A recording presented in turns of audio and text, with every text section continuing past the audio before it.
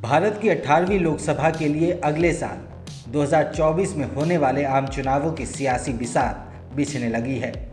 इसी कड़ी में देश के सबसे बड़े राज्य उत्तर प्रदेश में बीजेपी और कांग्रेस के दो दिग्गज नेताओं के लिए भी सियासी मंच तैयार होने लगा है। यहाँ बात हो रही है कांग्रेस के पूर्व राष्ट्रीय अध्यक्ष राहुल गांधी और बीजेपी की तेज तर्रार मंत्री स्मृति ईरानी की। कांग्रेस के नए प्रदेश अध्यक्ष अजय राय ने इस बात के संकेत दे दिए हैं कि एक बार फिर राहुल गांधी अपने परिवार की परंपरागत सीट अमेठी से चुनाव लड़ सकते हैं और यहां उनके सामने होंगी सांसद स्मृति ईरानी। तो अगर स्मृति ईरानी बनाम राहुल गांधी होता है तो उसका अंजाम क्या होगा? जनता किसके हक में फैसला सुनाएगी, ये तो समय पे निर्भर करता है। लेकिन अमेठी का चुनावी इतिहास क्या कहता है, उसके बारे में हम आपको इस वीडियो में बताने जा रहे हैं। उत्तर प्रदेश की 80 लोकसभा सीटों में ये सीट काफ़ी महत्वपूर्ण मानी जाती है। कांग्रेस के लिहाज से ये सीट उत्तर प्रदेश में उसकी सियासी धुरी का काम करती है। 1977 से लेकर अब तक सिर्फ 3 मौके ऐसे आए जब कांग्रेस को यहाँ पर हार का सामना करना पड़ा।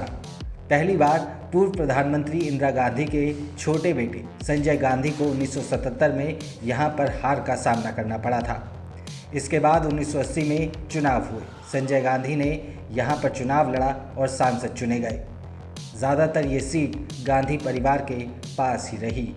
पिछले 5 दशकों के चुनावी नतीजों पर नज़र डाली जाए तो कांग्रेस को यहाँ सिर्फ 3 बार ही हार का सामना करना पड़ा है। पहली बार 1977 में जनता लहर के दौरान रविंद्र प्रताप सिंह ने संजय गांधी को हराया था। दूसरी बार 1998 में बीजेपी के टिकट पर चुनाव लड़ने वाले संजय सिंह ने कैप्टन सतीश वर्मा को हराया था। वैसे संजय सिंह एक समय कांग्रेस के दिग्गज नेताओं में शामिल हुआ करते थे। और उसके बाद तीसरी बार बीजेपी की स्मृति ईरानी ने 2019 में राहुल गांधी को शिकस्त देकर अपनी पिछली हार का बदला लिया था। कांग्रेस प्रदेश अध्यक्ष अजय राय ने राहुल गांधी के अमेठी से चुनाव लड़ने की घोषणा कर उत्तर प्रदेश का सियासी पारा चढ़ा दिया है। अगर राहुल गांधी अमेठी से लड़ते हैं तो स्मृति ईरानी से उनकी ये तीसरी टक्कर होगी। राहुल गांधी और स्मृति ईरानी के बीच चुनावी मुकाबले की बात की जाए तो दोनों के बीच राजनीतिक मैच 1-1 की बराबरी पर चल रहा है। 2014 के लोकसभा चुनावों में राहुल गांधी ने बीजेपी की स्मृति ईरानी को 1 लाख से ज़्यादा वोटों से हराया था। वहीं 2019 में स्मृति ईरानी ने राहुल गांधी को 55,000 से ज़्यादा वोटों से हराया था। 2014 में राहुल गांधी को 4,08,651 वोट मिले थे। वहीं स्मृति ईरानी को 3,07,48 वोट मिले थे।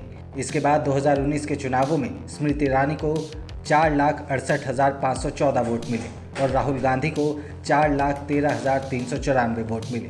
इन आंकड़ों को देखें तो साफ नज़र आता है कि अमेठी में वोटर बढ़े हैं, लेकिन वो कांग्रेस से नहीं जुड़े। 2014 की तुलना में राहुल गांधी को अधिक वोट मिले थे, फिर भी वो 2019 का चुनाव हार गए। नया वोटर बीजेपी के साथ जुड़ गया, जिसका नुकसान कांग्रेस को हुआ। अमेठी लोकसभा के अंतर्गत कुल 5 विधानसभाएं लगती हैं। इनमें अमेठी, तिलोई, गौरीगंज, सलोन और जगदीशपुर शामिल हैं। 5 में से 3 विधानसभा सीटों पर बीजेपी काबिज है, वहीं 2 सीटों पर समाजवादी पार्टी जीतने में सफल रही। इन 5 सीटों में से 4 पर कांग्रेस के प्रत्याशियों की जमानत जब्त हो गई। अमेठी को 1967 में लोकसभा निर्वाचन सीट घोषित किया गया था।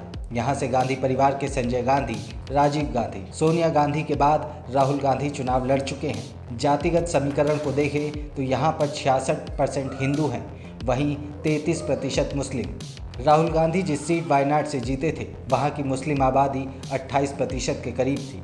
वायनाड के ये आंकड़े 2011 की जनगणना के अनुसार बताए गए हैं। वहीं 2013 के आंकड़ों के अनुसार अमेठी की कुल आबादी 15 लाख थी।